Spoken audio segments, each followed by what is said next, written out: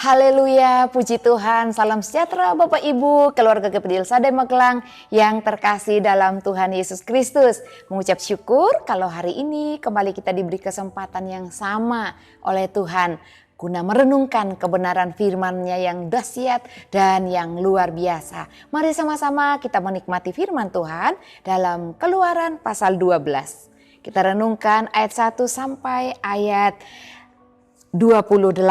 Saya mengajak Bapak Ibu Saudara untuk membaca 3 ayat. Ayat 7, 12, dan 13. Demikian bunyi firman Tuhan. Kemudian dari darahnya harus diambil sedikit dan dibubuhkan pada kedua tiang pintu dan pada ambang atas, pada rumah-rumah di mana orang memakannya. Ayat 12 dan 13. Sebab pada malam ini aku akan menjalani tanah Mesir dan semua anak sulung dari anak manusia sampai anak binatang akan kubunuh, dan kepada semua Allah di Mesir akan kujatuhkan hukuman. Akulah Tuhan, dan darah itu menjadi tanda bagimu pada rumah-rumah di mana kamu tinggal. Apabila aku melihat darah itu, maka aku akan lewat daripada kamu. Jadi tidak akan ada tulah kemusnahan di tengah-tengah kamu apabila aku menghukum tanah Mesir. Puji Tuhan, Bapak Ibu Saudara yang dikasihi Tuhan. Kalau kita lihat dan baca keseluruhan dari Keluaran pasal 12 ini tentang terjadinya ketulah yang ke-10, penghukuman yang ke-10 terhadap bangsa Mesir, yaitu kematian anak sulung. Namun tentang perikop yang pertama, yaitu tentang perayaan Paskah, kita lebih membahas tentang Paskahnya pada hari ini. Paskah dalam bahasa Ibrani di sana ditulis dengan Pesah, sedangkan dalam bahasa Aram juga ditulis dengan kata Pasha. Tetapi dalam bahasa Yunani, Paskah ditulis dengan kata Paskha. Jadi kata yang sama hanya berbeda huruf Bapak Ibu Saudara ya. Dan dalam bahasa Indonesia kita menyebutnya Paskah. Dan Paskah itu sendiri artinya dalam masa kini, yaitu perayaan kematian dan kebangkitan Tuhan Yesus. Kemenangan Tuhan Yesus mengalahkan dosa dan maut, itulah Paskah pada masa kini. Tetapi kalau kita kembali melihat sejarah bangsa Israel dalam Keluaran pasal 12 ini, maka Paskah dalam perjanjian lama berbeda Bapak Ibu Saudara ya. Paskah dalam perjanjian lama yaitu perayaan pembebasan bangsa Israel dari Mesir. Dan Paskah adalah perayaan di mana bangsa Israel dibebaskan oleh Allah sendiri, dan Paskah juga di sana berbicara tentang bayangan daripada apa yang akan terjadi pada masa yang akan datang, tentang lambang kedatangan Tuhan Yesus Kristus sebagai Paskah dalam arti yang sebenarnya. Oleh karena itu Bapak Ibu, kita lihat Paskah yang dilakukan, yang dikerjakan oleh bangsa Israel, orang-orang Yahudi pada waktu itu terdiri dari beberapa hal yang mereka harus lakukan, dan itu adalah anjuran oleh Allah sendiri ketika Allah bersabda menyampaikan perintahnya kepada Musa dan Harun saat itu. Apa saja hal yang mereka lakukan ketika mereka melakukan Paskah? Yang pertama, ada upacara roti tak beragi, dan yang kedua ada upacara korban Paskah. Jadi ada upacara korban Paskah dan upacara roti tidak beragi. Bapak Ibu secara detail dapat membaca ayat 1 sampai ayat yang ke-28, di mana ketika mereka merayakan Paskah, mereka harus memakan roti itu, juga ada sayur pahit ya. Daging domba itu harus dipanggang, ada cara-caranya. Dan mereka harus menikmatinya di malam itu juga. Domba harus dibunuh atau disembelih pada waktu senja, dan daging-daging domba yang mereka akan nikmati pada waktu malam hari tidak diperbolehkan untuk tersisa pada hari berikutnya. Dan ketika ada daging-daging sisa, mereka harus membakarnya sampai habis. Nah, itu hal-hal yang mereka harus lakukan ketika mereka melakukan upacara Paskah. Dan kita lihat Bapak Ibu Saudara, arti Paskah dalam Perjanjian Lama adalah pelepasan bangsa Israel dari tanah Mesir, kemerdekaan yang Allah kerjakan, kelepasan yang Allah lakukan bagi bangsa Israel ketika mengalami penindasan dan hidup dalam segala ketidaknyamanan ketika mereka ada di Mesir ya. Dan puji Tuhan, kalau melihat Paskah yang dilakukan ini, kita juga melihat bahwa ada korban domba Paskah yang dibubuhkan di ambang pintu dikatakan tadi. Dan di dalam pintu mereka, pintu depan rumah bangsa Israel harus dibubuhkan darah anak domba yang disembelih. Melambangkan darah Tuhan Yesus yang akan memerdekakan, yang akan membebaskan, menyucikan dosa umat manusia lewat pengorbanan Tuhan Yesus Kristus sendiri di atas kayu salib.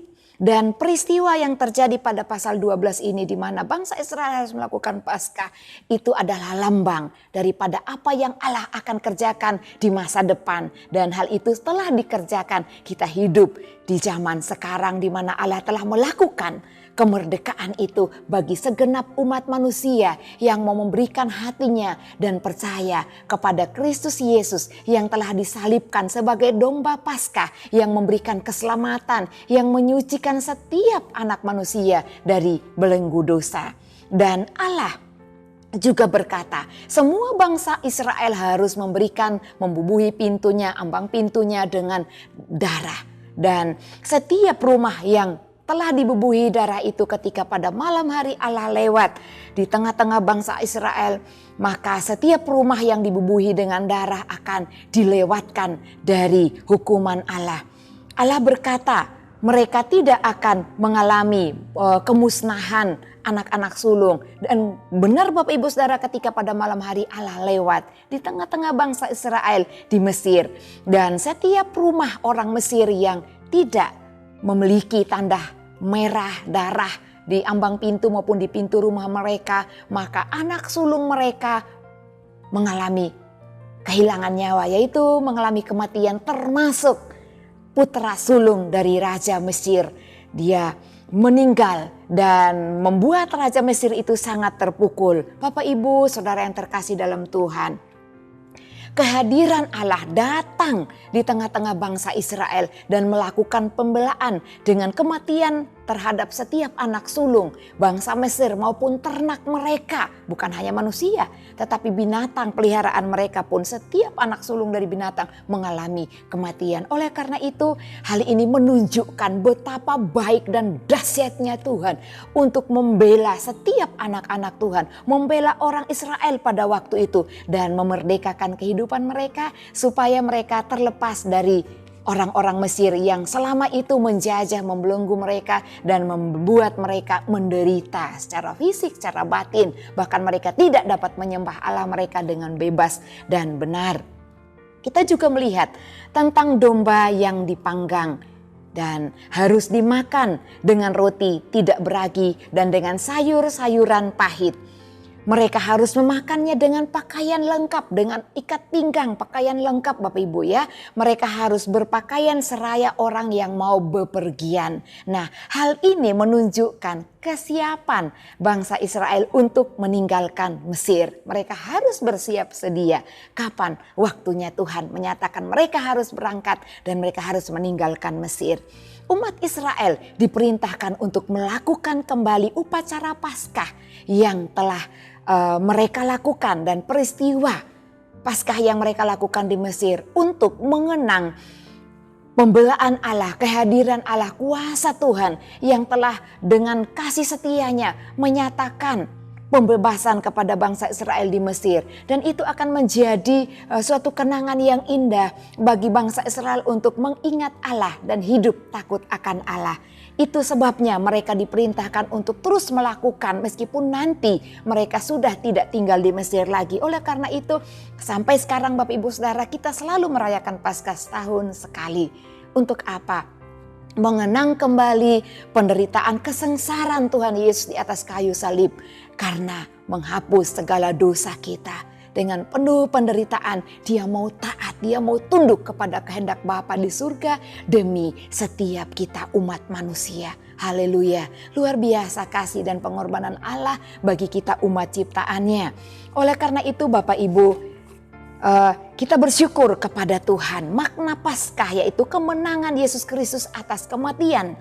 Kebangkitan Yesus Kristus berarti kehidupan kekal yang diberikan kepada umat manusia yang mau percaya kepadanya, yang mau menerima dan mengakui bahwa Yesus Kristus adalah Tuhan dan Juru Selamat, dan juga Yesus Kristus yang mati di atas kayu salib untuk memberikan keselamatan bagi setiap manusia yang percaya kepadanya.